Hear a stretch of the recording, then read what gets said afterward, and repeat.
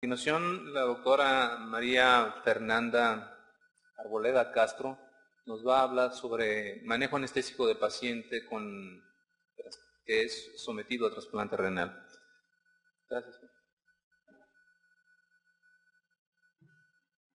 Bueno, muy buenas noches. Como acaba de presentarme el doctor, mi nombre es María Fernanda Arboleda y voy a hablarles sobre anestesia para trasplante renal.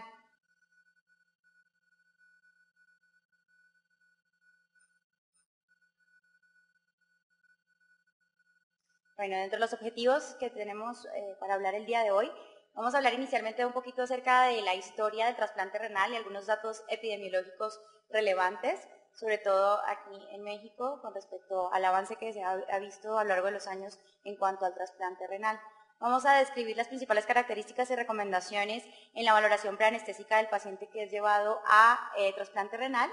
Vamos a establecer cuál es la técnica anestésica de elección, lo cual todavía es un poco controversial, pero bueno, lo hablaremos en un momento. Vamos a determinar también las principales metas del manejo anestésico durante el trasplante renal y finalmente vamos a puntualizar un poco acerca de los cuidados posoperatorios del paciente que ha sido llevado a trasplante renal. Entonces, con respecto a un poquito sobre la historia, recordemos que en 1933 Yuyu Voronoi en Ucrania fue quien primero desarrolló o realizó un trasplante en humanos. Sin embargo, pues este no fue exitoso. Vamos a ver que a lo largo de la historia, pues muchos cambios que se fueron dando con respecto a nuevos inventos y a aparición de nuevos fármacos, pues fuimos teniendo avances también en este campo. En 1950 Lawler fue el que realizó el primer trasplante con una técnica intraabdominal y luego en el 51 se realizó por Kustrene el primer trasplante con una técnica extraperitoneal. Y fue pues finalmente hasta 1954 cuando por primera vez se realizó el trasplante exitoso en los gemelos monocigotos, los gemelos Herrick, y fue hecho por Joseph Murray, por su maestro Merrill y por Hartwell Harrison. Posteriormente, y esto es como muy importante porque fue a partir de los años 60 cuando aparece toda la terapia farmacológica de inmunosupresión, cuando empieza a darse un mayor desarrollo y un mejor desenlace en estos trasplantes renales de los pacientes pues, que eran intervenidos, obviamente pues, por el tratamiento de inmunosupresión que hacía que estos pues, lograran ser mucho más exitosos. Y pues finalmente, para recordar un poco sobre la historia en México, en 1967 el doctor Campuzano junto con el doctor Elías y Cárdenas fueron quienes primero realizaron trasplante renal en el Instituto Nacional de Nutrición a una paciente que padecía un síndrome hepatorenal. Básicamente esto es un poco sobre la historia que puedo comentarles rápidamente. Ahora, en cuanto a datos epidemiológicos relevantes, tendremos que el 15 al 20% de los pacientes que tienen falla renal crónica finalmente terminan realizándose un trasplante renal, 7.751 requieren un trasplante y 1.055 trasplantes de riñón se realizaron en 2011 según las estadísticas que tenemos en México. La mortalidad y morbilidad perioperatoria se ha calculado en aproximadamente 2 a 6% y la supervivencia es de 70% a 5 años y de 80% a los pacientes que son llevados a trasplante renal de donador vivo relacionado. Ahora, con respecto a las probables complicaciones que se puedan presentar en pacientes que son llevados a trasplante renal, se dice que aproximadamente el 25%, lo cual no es despreciable, de todos los receptores renales van a presentar retraso en la función del injerto durante el postoperatorio y por lo tanto van a requerir en ese momento terapia de reemplazo renal, lo cual nos va a incrementar la mortalidad hasta en un 40%. Y algo como relacionado con lo que hablaba ahorita el doctor Andrés Santillán, con respecto a las complicaciones cardiovasculares, vamos a tener que, se ha descrito en el 10% de los receptores renales se van a dar complicaciones cardiovasculares, particularmente cuando son pacientes a mayor edad, pues mayor es el riesgo de que se vayan y se presenten estas complicaciones. Bueno, con respecto a la sobrevida, como podemos ver en esta gráfica que fue publicada en las clínicas de Norteamérica en el 2004, encontramos que la probabilidad de sobrevida a 5 años después de que un paciente ha sido trasplantado es de aproximadamente el 70%, como vemos aquí. Pero en los pacientes que continúan recibiendo diálisis, la sobrevida a 5 años es tan solo del 30%, podemos observar en este cuadro. Entonces, pues sí es muy importante este tratamiento que se le pueda ofrecer a los pacientes que están pues ya con un diagnóstico de falla renal ya en estadios terminales. Ahora, entonces, ¿qué es importante o cuál debe ser el papel del anestesiólogo? Primero, optimizar el manejo de estos pacientes de alto riesgo para minimizar obviamente las complicaciones en el posoperatorio. También otro de los papeles importantes que tiene el anestesiólogo es adquirir conocimientos sólidos sobre las características del paciente que va a ser llevado a trasplante renal. Debemos saber muy bien a qué paciente nos vamos a enfrentar, qué es lo que debemos prestar mayor atención en estos pacientes durante el transoperatorio y durante el posoperatorio y obviamente en la valoración preanestésica que se le debe realizar a estos pacientes. Conocer las principales comorbilidades y sus efectos, como ya lo veíamos en la charla anterior, y optimizar el manejo hemodinámico e identificar y evitar medicamentos que puedan ser potencialmente nephrotóxicos. Ahorita vamos a hablar un poco sobre ellos. Entonces, ¿cuáles van a ser los criterios de selección para que un paciente sea llevado a trasplante renal? Se dice que para que un paciente pueda ser incluido o tomado en cuenta para esta cirugía, es un paciente que tenga insuficiencia renal crónica terminal,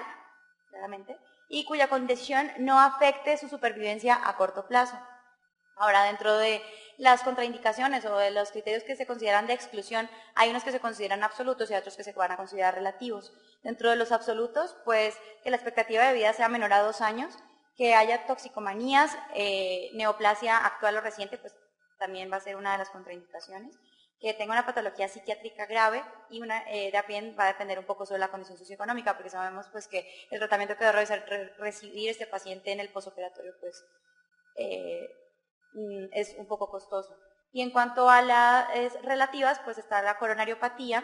la infección activa y también se ha hablado que a mayor edad pues se podría hablar de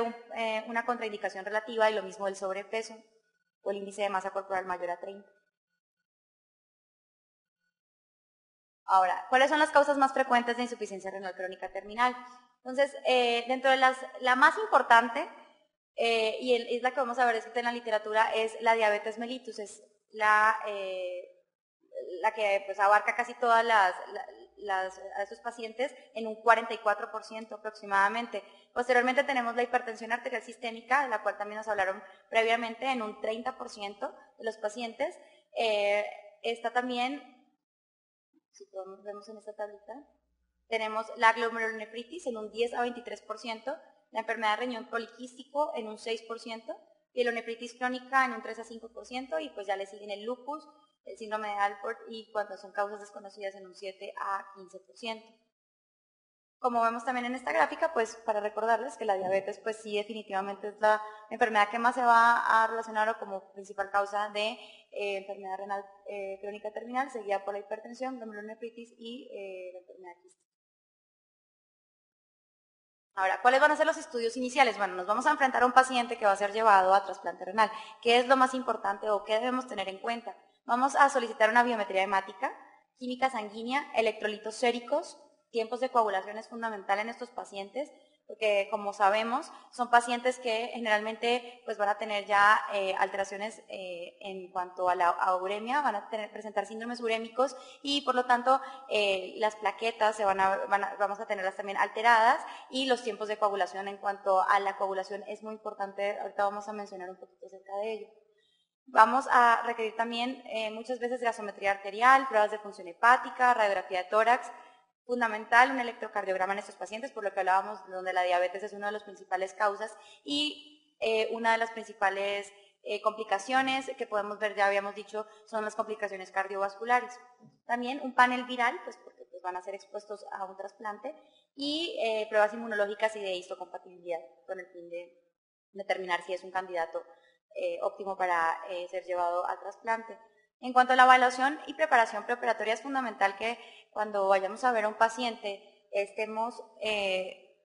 pues muy seguros de lo que estamos, a qué se va a enfrentar el paciente y por lo tanto ver que el paciente a nivel cardiovascular, que vamos a ver, optimizar la función cardíaca, ver si se le está realizando diálisis o no al paciente,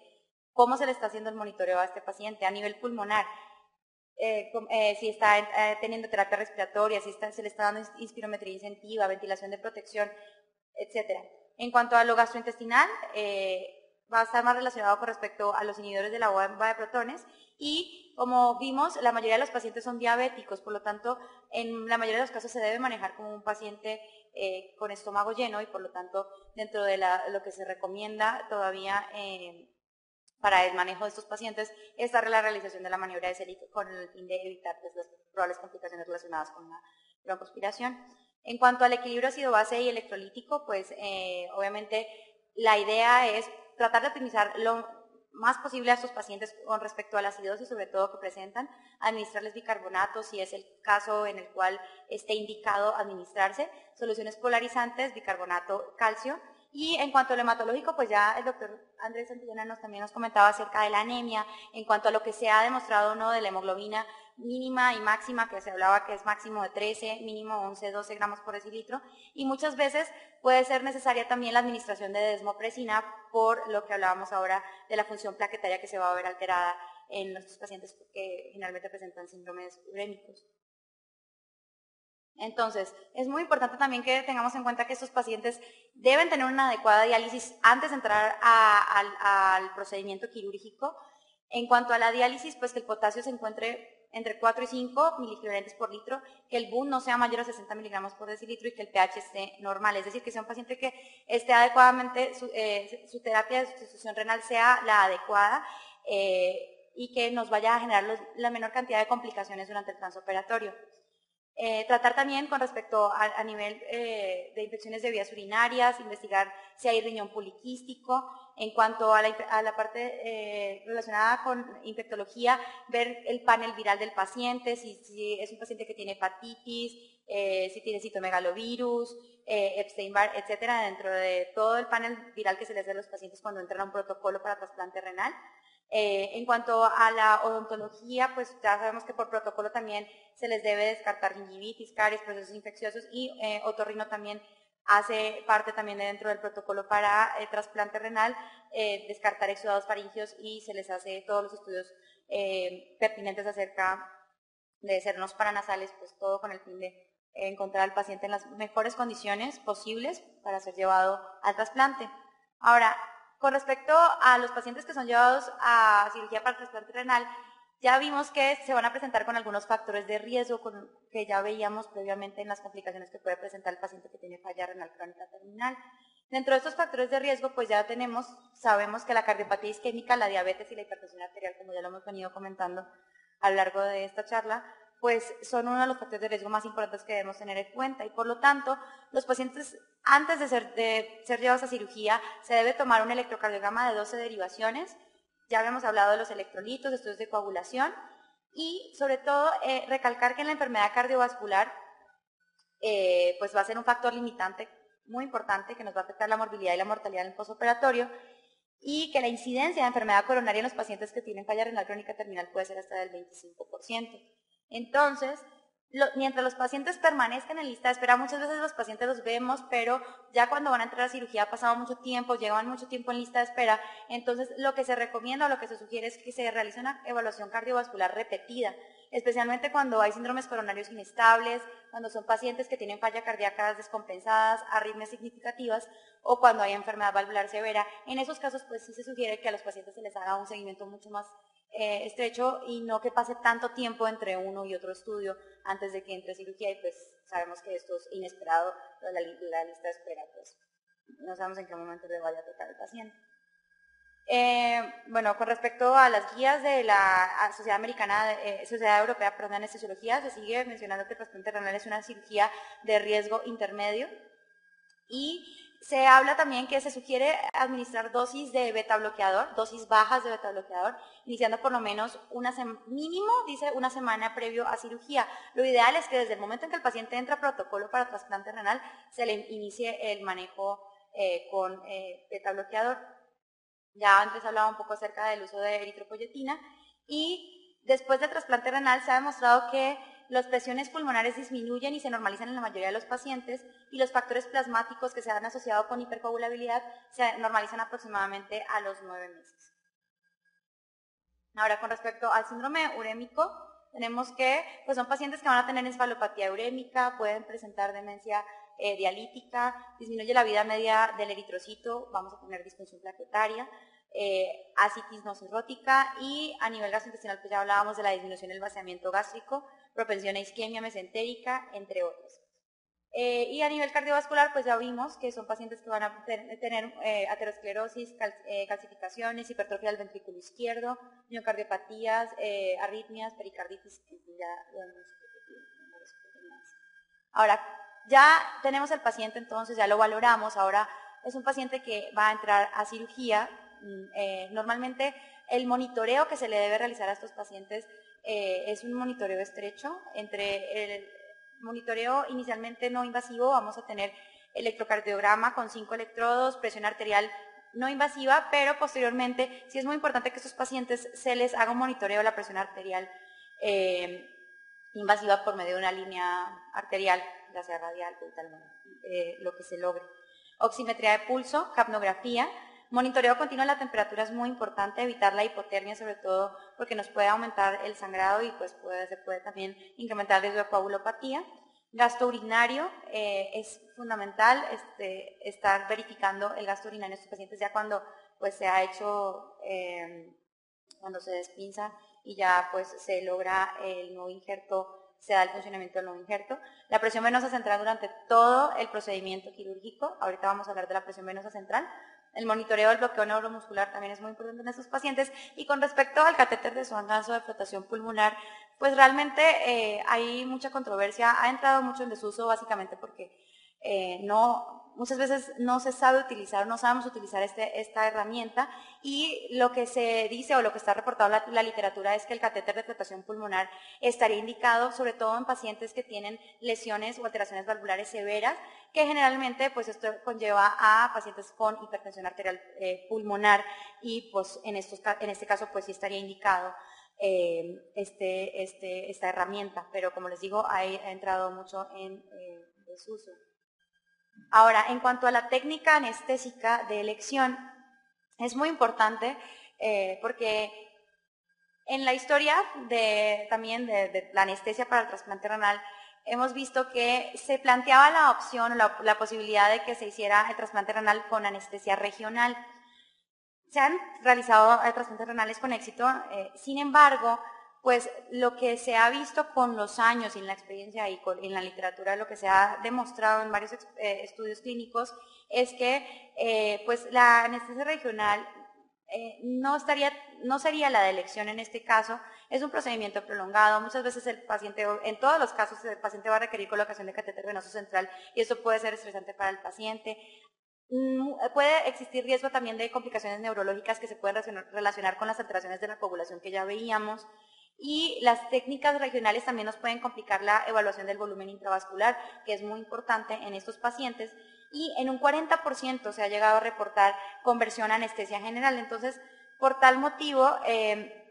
podríamos decir que la anestesia general se considera la técnica de elección. De hecho, en este estudio que fue publicado en el 2005 por Hadimoglu y colaboradores, en un ensayo clínico controlado, es un ensayo clínico controlado aleatorizado doble ciego. En este estudio el objetivo era determinar la influencia de la técnica anestésica en los desenlaces posoperatorios e intraoperatorios con relación a los cambios hemodinámicos y cambios que podíamos encontrar en los gases arteriales. Se realizó en 50 pacientes, podemos ver cuáles fueron algunos de sus criterios de exclusión y encontramos que en la anestesia regional, pues cuando vemos pros y contras, vemos efectivamente que las complicaciones neurológicas que se pueden presentar, además, con respecto a estos pacientes ya dijimos, son pacientes que tienen alteraciones de la coagulación y pueden presentarse hematomas epidurales a los cuales pues no deberíamos exponer a los pacientes que son llevados a un trasplante renal, cefalea postfunción y por otro lado pues tendríamos que en la balanza ver que hay control del dolor postquirúrgico, sin embargo pues tenemos otras herramientas de las cuales nos podemos valer para manejar el dolor en estos pacientes, entre otros. Bueno, en este estudio que les estaba comentando, la frecuencia de hipotensión fue similar en los dos grupos, la tensión arterial sistémica fue mayor en la repercusión del injerto cuando se dio anestesia regional, pero no fue significativo, la PVC durante la repercusión fue similar en ambos grupos y la bradicardia no fue relevante y no hubo diferencias en el pH. Las técnicas se consideran comparables, pero hay disminución de la toxicidad cuando se administra pues anestesia general. Ahora, con respecto al manejo anestésico y los cambios que vamos a ver en la farmacocinética y farmacodinamia en los pacientes que tienen falla renal crónica terminal, pues vamos a ver que no solamente los fármacos que se eliminan o se excretan por vía renal van a verse alterados, también vamos a ver que se va a ver alterada la unión a proteínas, el volumen de distribución, la vida media y la excreción. Entonces, ¿qué es importante en el momento en que vamos a elegir qué fármaco vamos a administrarle a estos pacientes? Con respecto al propofol, se ha visto que la farmacocinética y la farmacodinamia del propofol no se va a ver modificada por la enfermedad renal crónica y por lo tanto es un medicamento que sí es de elección en estos pacientes. El tiopental se disminuye el volumen de distribución, aumenta la capacitancia venosa, disminuye el retorno venoso, disminuye el gasto cardíaco, puede producir hipotensión y aumentar la frecuencia cardíaca. No está contraindicado, pero tampoco sería el de elección. La ketamina no está indicada, causa exacerbación de la hipertensión arterial que ya de por sí presenta el paciente, puede presentar taquicardia y con la taquicardia únicamente ya con eso tenemos como riesgo que el paciente se pueda hasta presentar eventos isquémicos durante solamente en la inducción. El etomidato, pues sí, se dice que produce estabilidad cardiovascular, y que nos podría servir en este caso, pero hay muchos estudios que pues lo descartan por el efecto que tiene a nivel de la supresión de las enzimas 11-beta-hidroxilasa en la supresión adrenal. Ahora, con respecto a los relajantes neuromusculares, la succinilcolina, se dice que, pues sabemos pues, que aumenta el potasio de 0.5 miliequivalentes por litro y que esto se da 3 a 5 minutos después de que se administra. Pero no se dice que esté contraindicada la succinilcolina. Se puede utilizar con seguridad cuando el potasio del paciente es menor a 5.5 miliequivalentes por litro. Sin embargo, pues tenemos otros relajantes de los cuales podemos valernos y no solamente la succinilcolina. El becuronio y el rocuronio sí definitivamente vamos a ver que en ellos se va a aumentar la vida media y su depuración pues va a estar disminuida, sobre todo el becuronio vamos a ver que el 25% de su eliminación es por vía renal y por lo tanto pues no sería el indicado. Y con respecto pues al indicado, entonces en este caso tendríamos al cisatracurio, que sabemos que la eliminación es por la eliminación de Hoffman, que va a depender del pH y la temperatura, y por lo tanto pues no vamos a tener ningún problema al utilizarlo. Además, también cuando se compara con el atracurio, el cisatracurio pues es 4 veces más potente, la laudanosina, que es el metabolito activo que vamos a tener en este caso, pues va a ser menor y por lo tanto el riesgo de tener crisis convulsivas secundarias a la laudanosina no la vamos a encontrar. Bueno, eso obviamente es algo que es experimental, ni siquiera pues, en humanos, pero el cisatracurio sí es el relajante neuromuscular de elección. Y pues definitivamente el pancuronio no se debe utilizar pues porque el riñón se excreta en la mayoría, tanto del pancuronio como su metabolito activo y pues por lo tanto no estaría indicado. En cuanto a los opioides, tanto el fentanil como el alfentanil, sufentanil, remifentanil, cualquiera de ellos se puede utilizar, ninguno se va a ver modificado de forma significativa en la enfermedad renal crónica terminal y ninguno va a producir liberación de histamina, por lo tanto podemos utilizar cualquiera de estos. Ahora, con respecto a la meperidina y la morfina, se dice que pues, se debe evitar, dentro de lo posible, evitarlo, sobre todo la meperidina por su metabolito activo, que sabemos que es la normeperidina y que se va a acumular y puede finalmente producir convulsiones en estos pacientes. Y con respecto a la morfina, sabemos que uno de sus metabolitos principales, que es la morfina 6-glucurónido, sabemos que es un metabolito que se considera un agonista potente opioide, pues se va a empezar a acumular en estos pacientes y pues por lo tanto podríamos tener un mayor efecto de la duración también por el paso lento que va a tener a nivel de la barrera hematoencefálica. Entonces, tanto la meperidina y la morfina además van a producir liberación de histamina, lo cual nos puede desencadenar hipotensión e inestabilidad hemodinámica en estos pacientes. Entonces, por eso no deberíamos utilizar estos dos medicamentos que acabo de mencionar. Ahora, con respecto a los anestésicos inhalados, también hay mucha controversia acerca de la utilización de sevoflurano, ya vamos a hablar acerca de él. El isoflurano se considera que es un anestésico inhalado seguro, va a producir efecto vasodilatador, menor depresión cardíaca directa, preservación del flujo sanguíneo renal y por lo tanto muchas veces es el anestésico inhalado que utilizamos en estos pacientes. El desflorano, pues no hay evidencia de que haya deterioro en la función renal, sin embargo, pues puede ser pungente, produce menor vasodilatación, pero aquí el que viene como el que tiene la mayor controversia o de quien más se ha hablado es del sevoflurano. Pues el uso controversial del sevoflurano en trasplante renal básicamente radica en el compuesto A, que todos sabemos que se va a generar como resultado de la reacción química entre el sevoflurano y los absorbentes de CO2, principalmente los que son a base de bario. ¿Qué se ha visto? Esto solamente se ha visto en ratas, no se ha visto en humanos. Hay evidencia de que el compuesto A produce nefrotoxicidad en ratas, produciendo necrosis renal corticomedular, pero como les digo, este efecto no se ha logrado demostrar en humanos. Por lo tanto, no se puede descartar la utilización de sevoflurano por este simple hecho, pero sigue siendo, su uso sigue siendo controversial. La albuminuria, la enzimuria y la glucosuria se han asociado con el compuesto A, sobre todo cuando se inhala más de 160 partes por millón por hora, y por eso existe la teoría o lo que se llama la regla de los 2, donde se dice que el sevoflurano no se debe utilizar por más de 2 horas, a no más de 2 volúmenes por ciento y con flujos no menores a 2 litros. Si se llega a utilizar, porque pues, muchas veces es la única herramienta de la cual nos podemos valer. Ahora, en esta tabla pues podemos ver un poquito de lo que les estoy hablando previamente de todos estos fármacos. Y en cuanto al uso de diuréticos durante el transoperatorio, también sigue siendo algo controversial en la literatura. Se dice que el uso de furosemida en trasplante renal no ha demostrado beneficio en la recuperación de la falla renal en pacientes con oliguria. Sin embargo, pues en varias escuelas se sigue utilizando, es muy variable, normalmente se utiliza a 1 miligramo por kilo intravenoso, justo en el momento en que se despinza, en el momento del despinzamiento pues se utiliza la furosemida, pero la literatura, pues, lo que se ha encontrado es que no hay beneficio en la recuperación de la falla renal en estos pacientes. Lo que sí se ha demostrado es que, el manitol, la administración de 0.75, aproximadamente 0.75 gramos por kilo IV, inmediatamente después de la reperfusión, eso sí ha demostrado mejorar la presión de perfusión renal y disminuir los radicales libres, lo cual pues puede favorecer al paciente. Por lo tanto, este fármaco sí estaría indicado utilizarse. Ahora, con respecto al manejo los cuidados en el manejo hemodinámico de los pacientes que son llevados a trasplante renal, pues el monitoreo, ya habíamos hablado, el electrocardiograma, la presión arterial no invasiva, la invasiva también es muy importante. Y en cuanto a la indicación, pues el catéter venoso central, la presión arterial y ya en el caso de que se requieran pues monitoreo hemodinámico avanzado, que sería el catéter de dilatación pulmonar, del cual ya hablamos previamente. Ahora, con respecto a la terapia de fluidos, ahorita ya les voy a mencionar un poquito acerca de esto,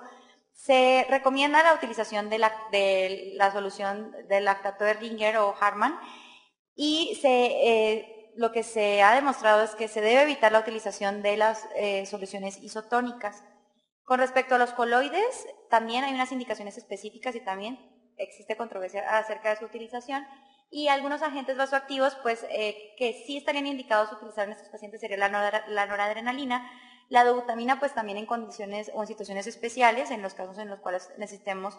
pues estemos enfrentándonos a un paciente que esté presentando falla cardíaca y que requiramos mejorar la contractilidad de alguna u otra forma, mejorar el gasto cardíaco en estos pacientes. Y lo que definitivamente sí ha demostrado que aumenta la mortalidad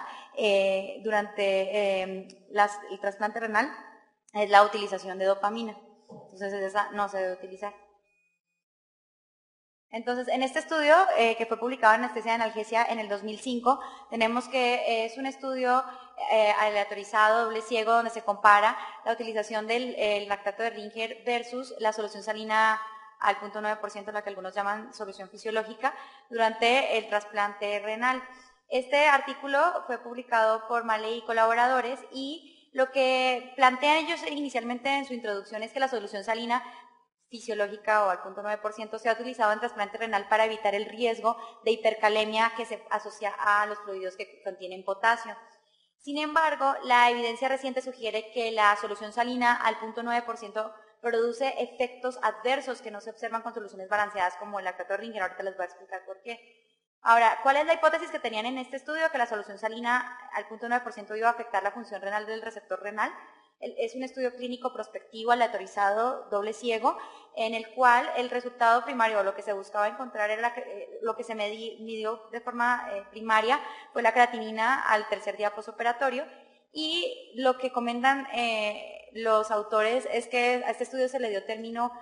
antes de concluirse por seguridad. Al haber analizado la información de 51 pacientes, se suspendió el estudio. Fueron en total, como les digo, 51 pacientes, de los cuales 48 se les realizó trasplante renal de donador vivo relacionado y a 3 trasplante renal de donador cadavérico. 26 pacientes recibieron solución salina fisiológica, 25 pacientes recibieron lactato de Ringer. No hubo diferencia significativa en la concentración de creatinina en estos dos grupos. De estos pacientes, el 19% presentaron niveles, del 19% de los pacientes que recibieron solución salina, al 0.9% presentaron niveles de potasio mayores a 6 miliequivalentes por litro versus 0% de los pacientes que recibieron lactato de Ringer. Y encontraron también que el 31% de los pacientes que recibieron solución salina fueron tratados para acidosis metabólica versus 0% de los pacientes que recibieron lactato de Ringer.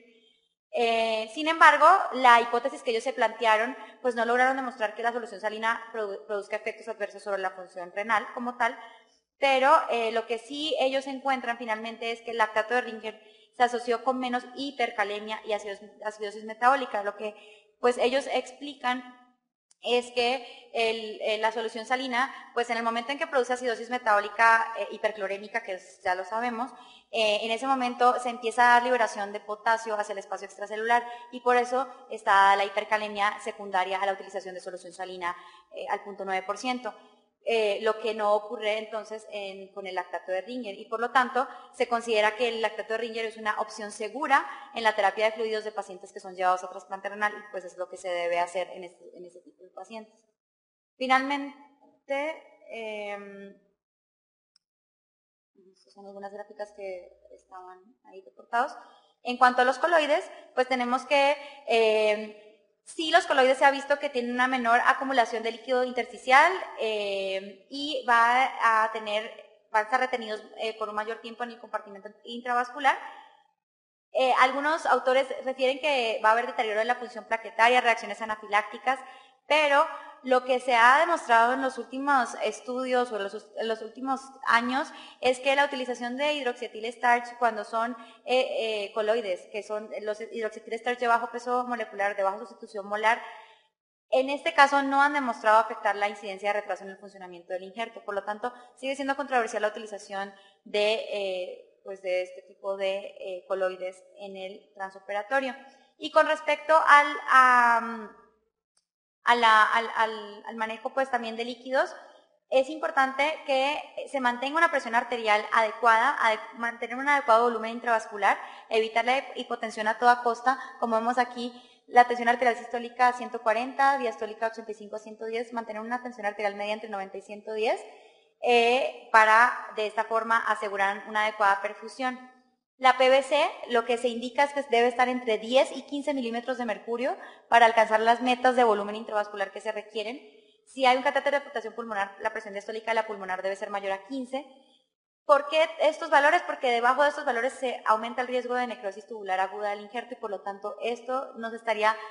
pues asegurando una adecuada aporte en este caso al injerto. Y con respecto a los vasopresores, a los alfagonistas, lo que se dice es que pueden interferir en la perfusión renal y por lo tanto deben evitarse utilizar. Entonces la meta en este caso es asegurar una función renal temprana del injerto y por lo tanto dar una adecuada circulación de volumen y normotensión al cuando se da la liberación, al liberar el pinzamiento. En cuanto a la anuria y oliguria intraoperatoria, pues va a haber factores mecánicos y no mecánicos. Lo voy a saltar un poco. Y en cuanto a la inmunosupresión, pues se dice que previo a la inducción se debe administrar metilprednisolona a 12 miligramos por kilo, de esta forma inhibiendo la proliferación e inmunidad que se pueda dar por las células T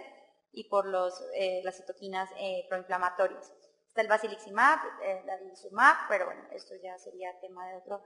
momento. Y finalmente, con respecto a los cuidados postoperatorios,